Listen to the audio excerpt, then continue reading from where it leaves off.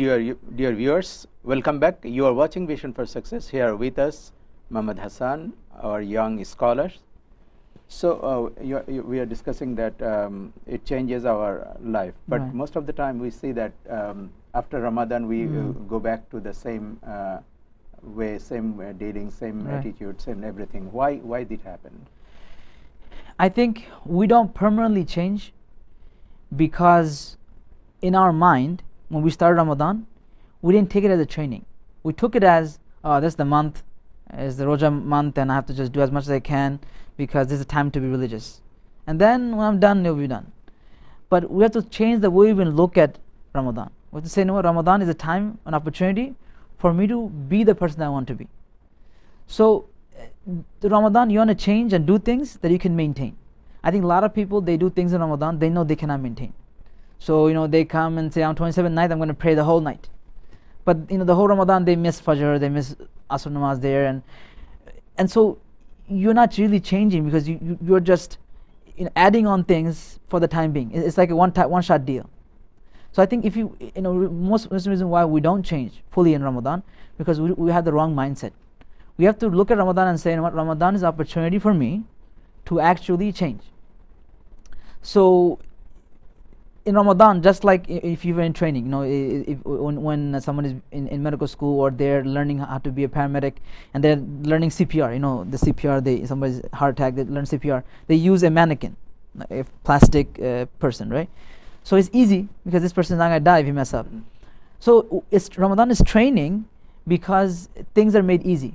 Allah takes away the influence. The shaitan always influences us. It takes away so that you can just relax. And also you get bonus.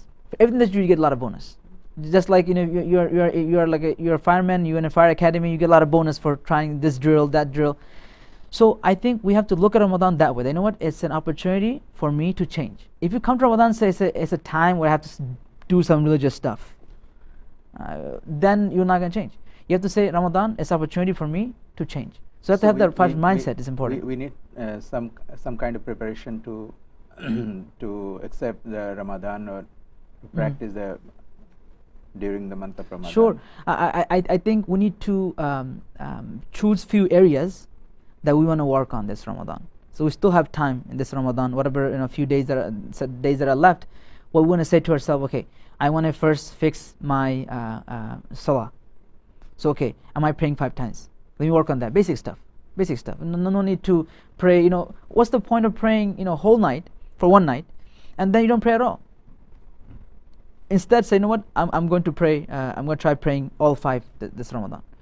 It's small things. Quran. Okay, this Ramadan, I'm going to try not only read the Quran, because people just try to read and just finish as much as they can. It's like the Quran is a book where it's guiding your life. Imagine that the book said, don't cross the red light, don't cross the red light. Imagine you read the don't cross the red light like 10 times, and then you kiss it, and then you cross the red light. It has no benefit. So this Ramadan, say, inshallah, this Ramadan, let me try to open up one, surah, and let me try to read the meaning. Let me see what Allah is saying. Let me try to listen to some, lecture on Quran. There are plenty of out there on the internet nowadays. Learn something. A small thing for your character. This from this Ramadan onward, let me try stop lying. That's what I'm going to work on. This Ramadan, I'm going to stop lying. So pick small goals and write them down and actually follow through with them. You are talking about the 27th of Ramadan, Yeah. Laylatul Qadr. Yeah. So we are looking for that one, Laylatul Qadr, and that impacts a lot. That we are looking for, and if I got it, I got everything. Right. I think human being by nature, we have this cash mentality. So you'll find sometime that Shoaib Barat, right, Nisfu Sha'ban, which is very popular in our Swadesi culture, because it's cash money.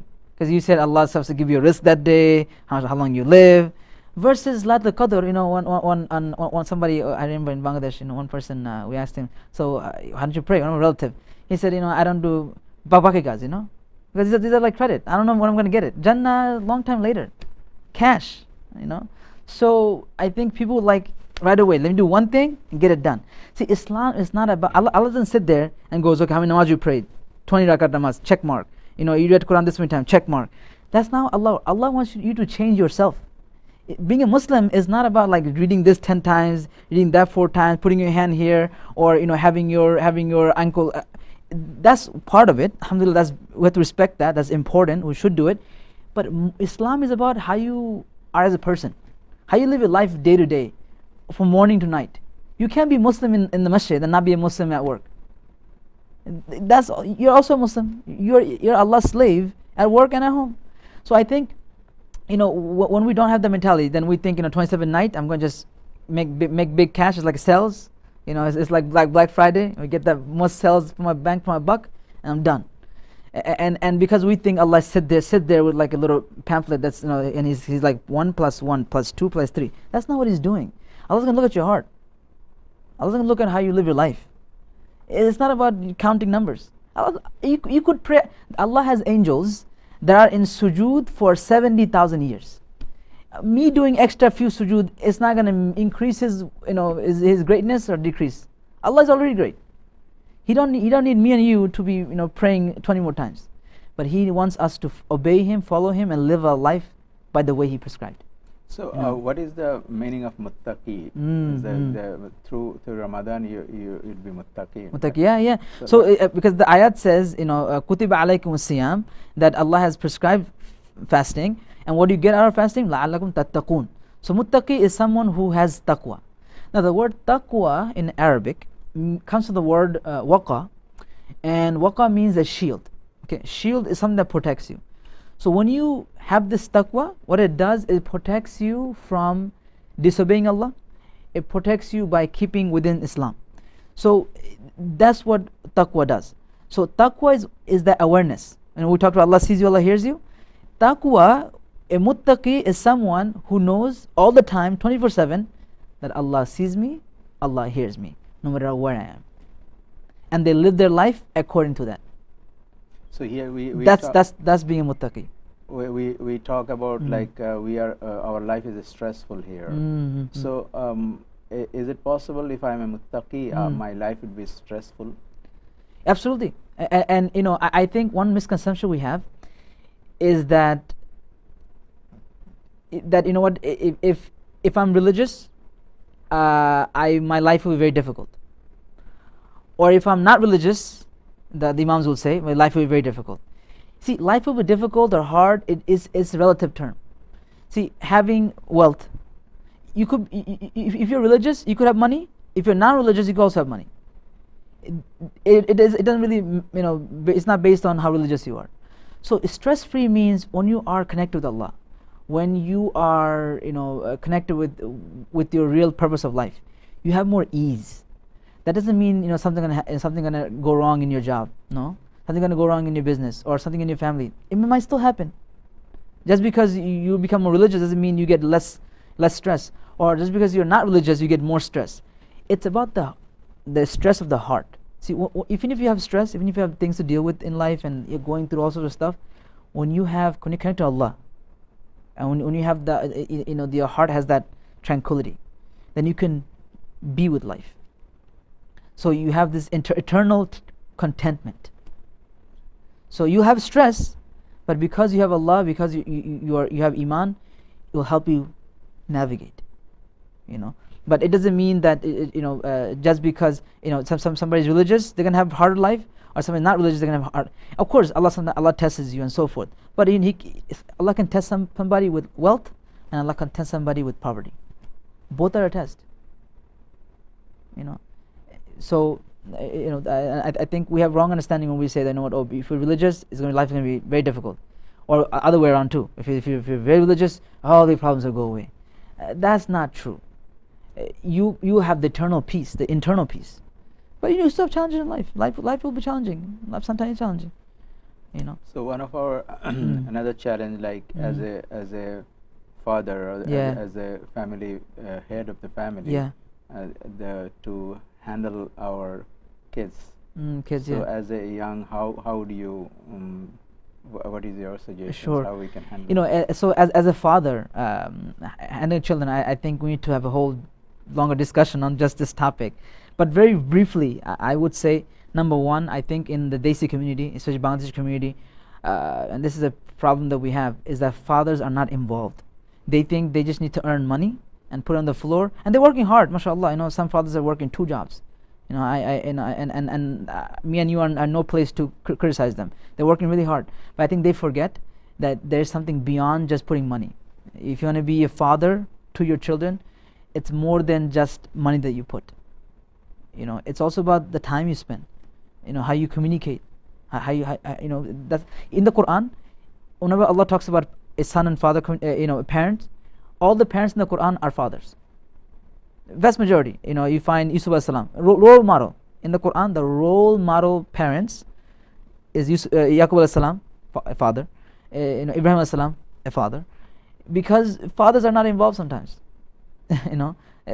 So I think that's firstly. So firstly, just I think as fathers, we need to change the attitude of what you are in the family. When you go in the house and you just want to sit as a king or something and just watch TV, watch the news, and then just go. No, you go in there, just play. You get involved. You get engaged day to day. Oh no, my wife takes care of that. No, what is that? Studies show in psychology, children who doesn't have their father involved in their life, they don't become healthy. If a father is not involved in a child's life, that child doesn't know how to express emotion, connect with people. Allah made us this way. We need a father and mother. So I think firstly, before we can talk about all, what are some things we should do, tips, and we could talk about it in another, discussion. But my point right now is that change your mind, change your attitude. As a father, as a father in the house, you have to realize I have a role. I need to keep being involved. What is the main issues a father or a parent, as a parent, how they can communicate with the kids? What is the major issues you are? Sure. I think, like I said, it's a whole discussion in itself. But I would say very briefly that number one, get to know your child's life. I think a lot of parents have no idea what their child's world is like. In the Quran, when Yaqub alayhi salam, when his son Yusuf comes and says, "Oh my father, I saw in my dream, the 11th star and the moon, and I saw them prostrating to me." It comes in the Quran, Surah Yusuf, and Yusuf alayhi salam, this young boy, he sees a dream, and he's concerned, and he comes to his father, and his father Yaqub alayhi salam, the prophet, right away he knows what the problem is. Right away he says, don't tell this dream to your brother. Right away he knows the circumstance. So I think we don't know what our kids' environment like at work, at school is. What are the words they use? What kind of cartoons they watch? What kind of movies they watch? What kind of songs they listen to? Who are the new movie stars? What they're like, what they talk about in their friend circle. If you don't know, you're like, no, that's old school. I don't know, I'm too old, and this and that, and then you lose touch. So I think as parents, we have to invest time in learning about our kids' culture. What they're doing, how they do things, what they say, what words they use, what are they doing in school, what is cool, what is not. And learn the language. You could teach yourself how to use a Facebook, how to use Twitter, how to be on Instagram. You could teach yourself. You could teach yourself the technology. You could teach yourself the shows that they watch. Don't just put a YouTube on and just go do your thing. Watch what the cartoon is saying. You'll be surprised some of the things the cartoon is teaching. You might not agree with those things. So then have a talk with your children. Like, you know what? Baba, I know you're watching this. Okay, you're watching this cartoon. This is what's happening. Okay, but let's talk about it. In the cartoon, the guy is doing this. But is that really a good thing to do? What do you think? And then just talk about it. You have to be engaged.